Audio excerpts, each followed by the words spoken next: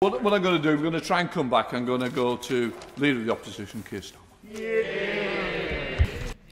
Mr. Speaker, it was reported this week, including in the Daily Mail, the BBC and ITV, backed up by numerous sources, that at the end of October, the Prime Minister said he would rather have, and I quote, bodies pile high than implement another lockdown. Can the Prime Minister tell the House categorically, yes or no, did he make those remarks or remarks to that effect?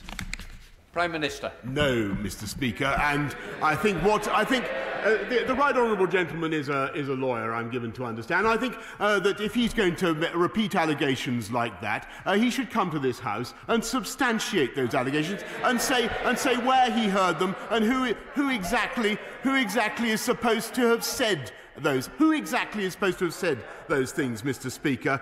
Because what I certainly can tell him, and he asked about the October decisions, they were very bitter, very difficult decisions, as they would be for any Prime Minister, Mr. Speaker. Yes, well, somebody here isn't telling the truth. The House will have heard the Prime Minister's answer, and I remind him the Ministerial Code says, and I quote, ministers who knowingly mislead Parliament will be expected to offer their resignation. I'll leave it there for now. Turning to another issue, there'll be further on this, believe you me, who initially, and Prime Minister, initially is the key word here, who initially paid for the redecoration of his Downing Street flat? As for the latest stuff that he's bringing up, he should know that I paid for Downing Street refurbishment personally, Mr. Speaker, and I contrast it. Any further declaration that I have to make, I will, if any, I will be advised upon by Lord Guy.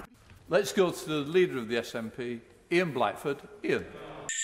Mr. Speaker, over 127,000 people have died from COVID in the United Kingdom. People have lost their mothers and fathers, their grandparents and even their children. NHS staff have given their all, fighting to keep people alive. That's why so many people find the Prime Minister's remark that he would rather let their bodies pile high in their thousands than go into lockdown utterly sickening. The BBC and ITV have multiple sources confirming that this is what the Prime Minister said. People are willing to go under oath, Mr. Speaker, confirming that the Prime Minister said these exact words, under oath, Mr. Speaker. Now, parliamentary rules stop me from saying that the Prime Minister has repeatedly lied to the public over the last week. But can I ask the question, are you a liar, Prime Minister? Prime Minister.